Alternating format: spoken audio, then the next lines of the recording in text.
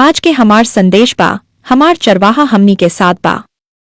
हमनी ई बात पर मनन करत बानी कि ई बहुत कठिन, चुनौती से भरला खतरनाक दुनिया में जीते समय हमनी ऊ डरन के सामना कैसे करी जवन हमनी सभे अनुभव करी ले।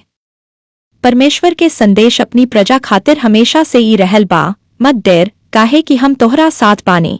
तोहरा खिलाफ ऐसन कुछो ना आ सकेला जवन हमसे बड़ा होखे। हम तोहरा के तबले संभालत रही जबले तोहरा के पूरी तरह से इस सब से बाहर ना निकाल दे। यशाया अध्याय 41 पद 10, यशाया अध्याय 43 पद 1 और 2। निर्भय होके जीवन जिए खातिर जरूरी बा कि तू परमेश्वर के ओइसने देख जैसे ऊ सच में बा, अपने आप के भी ओइसने पहचान जैसे तू ओकरा साथ के संबंध में असल में बाड़।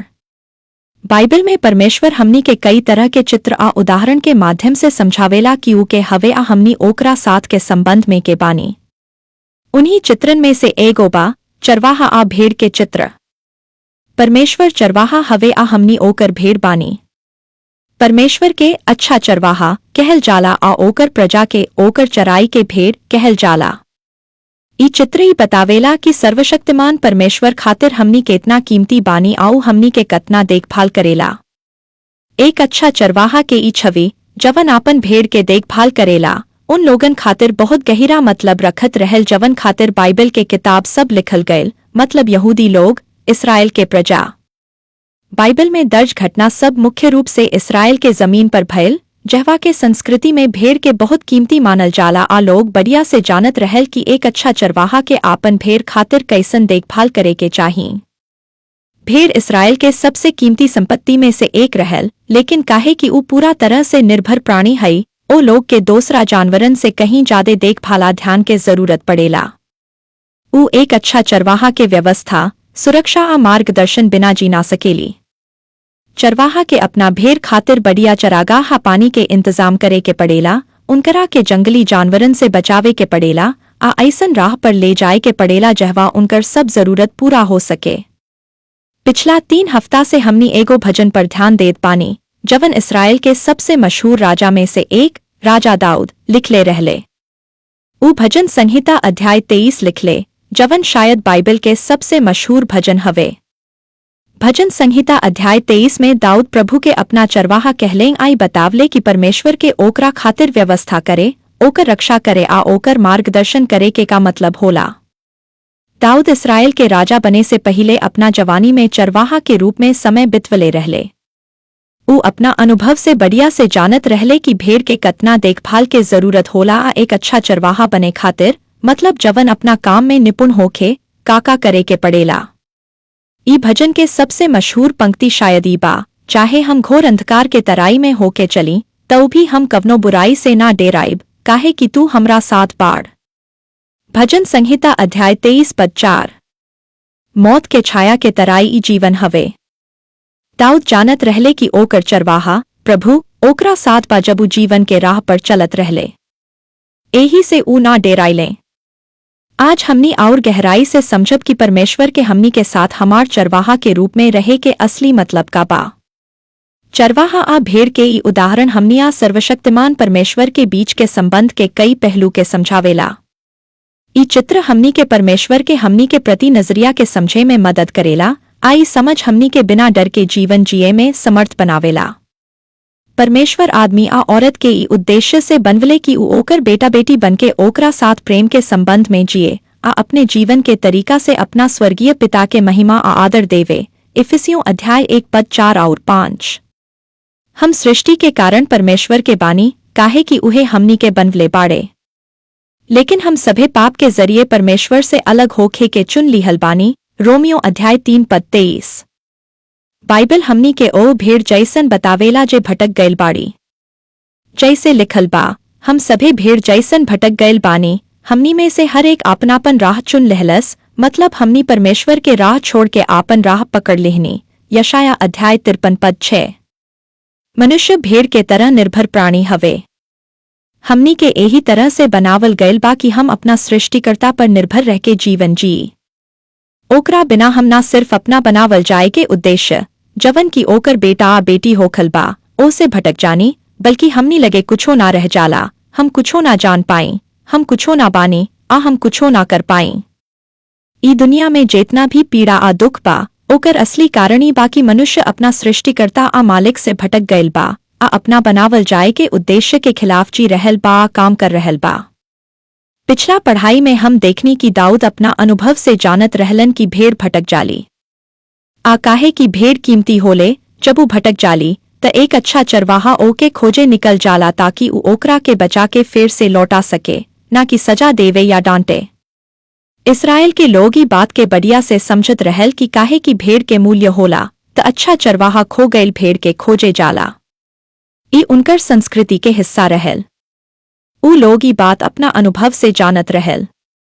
जब इसराइल बार बार लगातार मूर्ति पूजा के कारण अपना देश से निकाल के दूसर देशन में बिखेर दिहल गयल तब परमेश्वर अपने आप के उनका सामने एक अच्छा चरवाहा के रूप में प्रकट कैलन जवन भटक गईल भेड़ के खोज के फेर से अपना लगे ले आवेला। जैसे लिखल बा, हमो चरवाहा जैसन होइब जवन अपना बिखरल झुंड के खोजेला। हम खुद अपना भेड़ के खोजब, हम उनका के चराइबा उनका के चैन से बैठाइब, परम प्रधान यहोवा के ई वचन बा। जवन खो गईल बाड़ी हम उनकरा के खोजब, जवन भटक गईल बाड़ी हम उनका के लौटा ले आइब, जवन घायल बाड़ी हम उनका के बांधी आ जवन निर्बल बाड़ी हम उनका के बल देब। यहेजकेल अध्याय 34 पद 12 और 16। जब यीशु धरती पर रहले आ ओ समय के धार्मिक अगुवा उनसे पूछले कि ऊ पापियन के साथ काहे रहेले तो यीशु खो गईल भेड़ के बारे में कई दृष्टांत सुनवले। दूसरा शब्द में उनकर जवाबी रहल कि जैसे खो गईल भेड़ के अपना मालिक खातिर मूल्य होला ओइस ही खो गईल आदमी आ औरत के अपना सृष्टिकर्ता आ मालिक खातिर मूल्य होला। लूका अध्याय 15 पद 4 और 7, मत्ती अध्याय 12 पद 10 और 13। यीशु अपने खातिर अच्छा चरवाहा के नाम लहलन। ऊ कहलन, हम अच्छा चरवाहा बानी, अच्छा चरवाहा भेड़ खातिर आपन प्राण दे देला। यूहन्ना अध्याय 10 पद 11। 2000 साल पहिले परमेश्वर जवन अच्छा चरवाहा हवे अपना खो गईल भेड़ के खोजे आ बचावे खातिर धरती पर आयल। ओ समय त्रिएक परमेश्वर के दूसरा व्यक्तित्व मतलब परमेश्वर पुत्र देह धारण करके ई दुनिया में जन्म लहलन। यूहन्ना अध्याय 1 पद 14, फिलिपियों अध्याय 2 पद 6 और 8। यीशु देह धारण कैलन ताकि ऊ पाप खातिर बलिदान बनके मर सकें आ अपना भेड़ पर मृत्यु के शक्ति के तोड़ सकें आ उनका के पाप से बचा सकें। यीशु के जन्म के समय उनका नाम यीशु रखल गयल जवन के मतलब बा उद्धारकर्ता। इब्रानियों अध्याय 2 पद 14 और 15, मत्ती अध्याय 1 पद 21। उनकर मृत्यु आ पुनरुत्थान के कारण जवन कोई भी यीशु पर विश्वास करके चरवाहा लगे वापस आवेला ऊ परमेश्वर के झुंड में फिर से ओकर बेटा आ बेटी के रूप में बहाल कैल जा सकेला। यूहन्ना अध्याय 1 पद 12 और 13। अच्छा चरवाहा हमार सृष्टिकर्ता हवे। हमार सृष्टिकर्ता देह धारण करके हमनी के खोजे आ बचावे खातिर आयल। एक अच्छा चरवाहा के रूप में ऊ घायल के बांधी आ निर्बल के बल देई। यहेजकेल अध्याय 34 पद 16।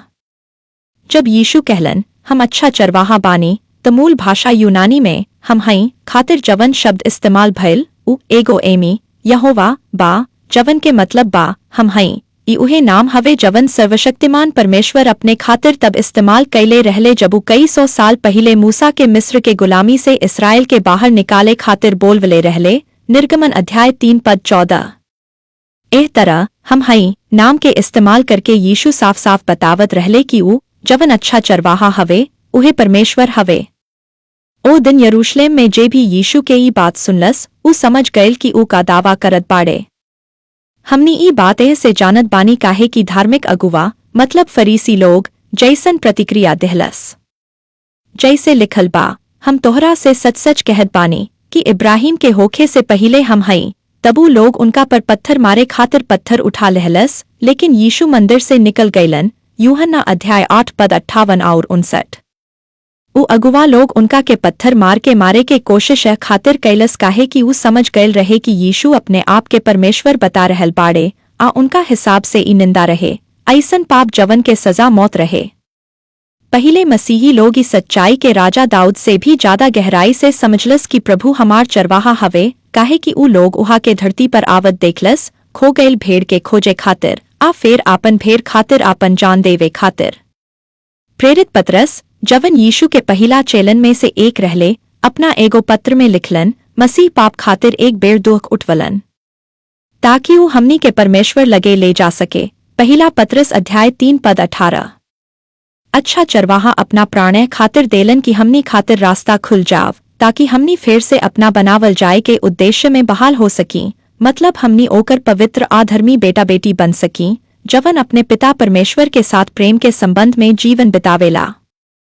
खो गईल भेड़ के प्रति अच्छा चरवाहा के नजरिया पर ध्यान दी। ऊ उनका भटक जाए के कारण ना डांटलन आना तिरस्कार कैलन।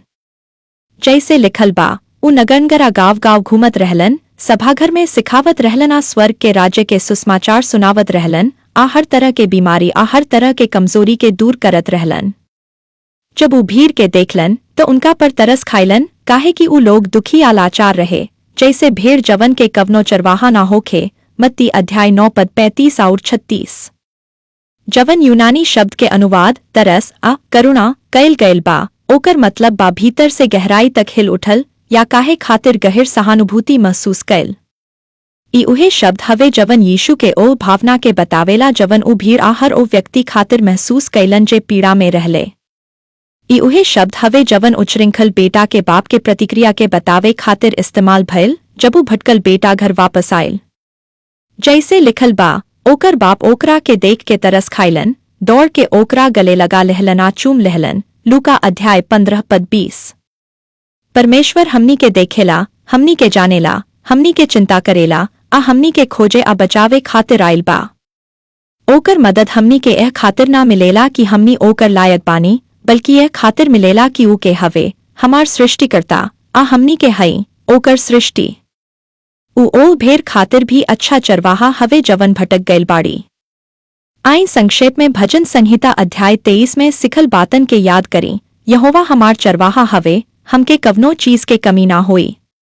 ऊ हमके हरियर चरागाह में बैठावेला, ऊ हमके शांत पानी लगे ले जाला, ऊ हमार प्राण में प्राण डालेला, ऊ अपने नाम खातिर हमके धर्म के राह पर चलावेला।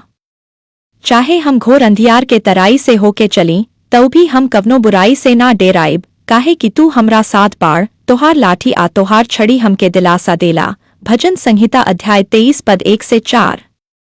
भेड़ तब ले चैन से ना बैठेले जब ले ऊ भूखल पियासल या डेराइल हो खेली।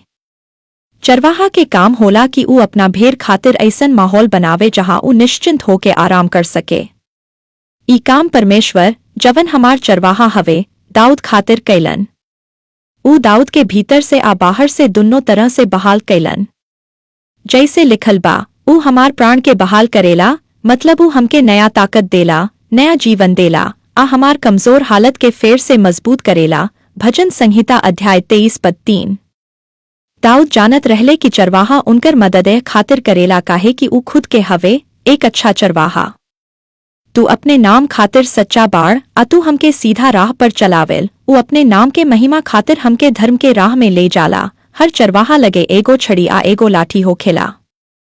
छड़ी ओकर मुख्य बचाव के हथियार होखेला, आ लाठी के इस्तेमाल भेड़ के राह देखावे आ उनका के बचावे खातिर कैल जाला।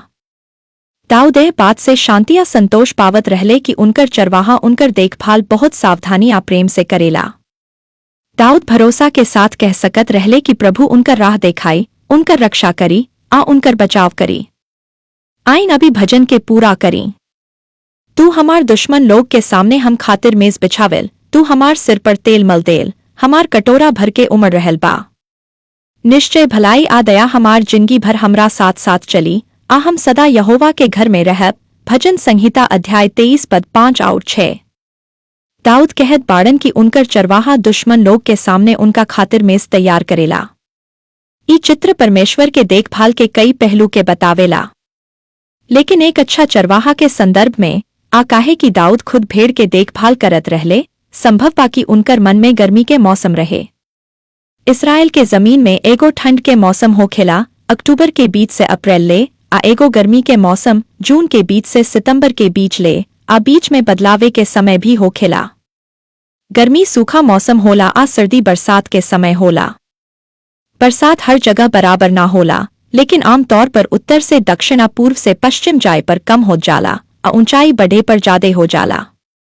बहुत चरवाहा गर्मी में जब बरसात कम हो जाला अपना भेड़ के ऊंच जगह पर ले जात रहले, जवन मेज जैसन जमीन या पठार कहल जाला। ई पहाड़ा टेकरी के बीच समतल जगह होखेला। दाऊद बैतलहम में पलल बढ़ल रहले, जवन एगो सूखा आ भूरा इलाका रहे। दूसरा चरवाहा लोग के तरह उभी गर्मी में अपना भेड़ के ऊंच जगह पर ले जात रहले। ओहिजा उ शेरा भालू के मार ले रहले। पहला शमूएल अध्याय 17। एक अच्छा चरवाहा अपना झुंड के ले जाए से पहले जमीन के जांच करेला ताकि उ पक्का कर सके कि उ जगह उनका खातिर तैयार बा। उ जहरीला पौधा खोजेला ताकि उनकरा से बचे या उनकरा के खत्म कर देवे। उ संभावित शिकारी जानवर आ उनका छिपे के जगह के पहचान करेला, साथ ही साथ उ जगह भी देखेला जहवा से हमला आसानी से हो सके। चरवाहा सोता आ पानी के गड्ढा के पत्ता, पत्थर, मिट्टी या झाड़ी से साफ करेला ताकि भेड़ खातिर पानी साफ आ आसानी से मिले। भजन संहिता अध्याय 23 में दाऊद एगो साफ चित्र देत बाड़न, ऐसन आदमी के जवन अपना दुश्मन के बीचों बीच रह के भी शांत आ संतुष्ट बा, काहे कि उ जानत बा कि उनकर चरवाहा खाली उनका साथे ना बल्कि उनका आगे आगे चलत बा। चरवाहा अपना भेड़ से आगे चलके उनका खातिर मेज तैयार करेला, ऐसन जगह जहां उनका सब जरूरत पूरा हो सके आ जहां सुरक्षा मिल सके। भले ही मेज के चारों ओर चट्टान में जंगली जानवर छिपल हो सके, फिर भी चरवाहा पूरी तरह से तैयार रहेला। बाद में दाऊद लिखलन, यहोवा हमार उजाला आ हमार उद्धार हवे, हम काहे डेराई। यहोवा हमार जीवन के गढ़ हवे, हम काहे डेराई। चाहे एगो बड़ी सेना हमके घेर ले तऊ भी हमार मन ना डेराए, चाहे हम पर हमला होखे तऊ भी हम भरोसा बनवले रहब। भजन संहिता अध्याय 27 पद 1 से 3। गर्मी के मौसम भेड़ खातिर एगो अउरी खतरा ले आवेला, कीड़ाम कोड़ा आ परजीवी। जब ले भेड़ के देह में परजीवी रहेला तब ले उ आराम से ना बैठ सकेली। एह से चरवाहा के हमेशा चौकन्ना रहे के पड़ेला आ हर तरह के बीमारी के निशान पर नजर रखे के पड़ेला। नाक में जाए वाली मक्खी भेड़ के सिर के आसपास मंडरावे लागेली ताकि उ नाक में अंडा दे सके। जब अंडा फूटेला तो कीड़ा जैसन लार्वा नाक के रास्ता ऊपर चढ़ के मांस में घुस जाला, जवन बहुत तेज जलना सूजन पैदा करेला। भेड़ अपना सिर के पेड़, पत्थर आ खंभा से रगड़े लागेली आ कई बेर राहत पाए के कोशिश में खुदे के चोट पहुंचा लेली या मर जाली। बहुत ज्यादा हालत में ये बीमारी अंधापन ले आ सकेला। एह तरह के बेचैनी आ विचलन भेड़न में घबराहट पैदा कर देला। उ आपन पैर पटकती बाड़ी, इधर उधर दौड़े लागेली, आपन सिर ऊपर नीचे हिलावे लागेली, उनकर वजन घटे लागेला आ मादा भेड़ अपना बच्चा के दूध पियावल भी छोड़ देली। जब मक्खी उनकर चारों ओर मंडरावे लागेली तो उ डर से घबरा के उनसे बचल चाहेली।